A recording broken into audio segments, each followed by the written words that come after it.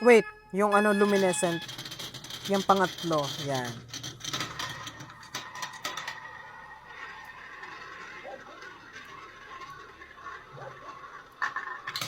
Naku, hindi mananalo yung gold. Tinan nyo. Kasi I can feel na lagi na lang. Yung mga laging second ang like, told ya.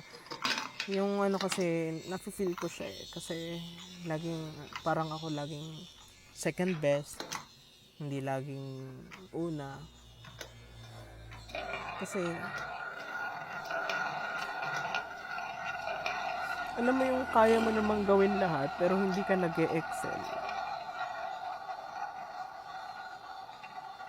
You cannot be best at everything,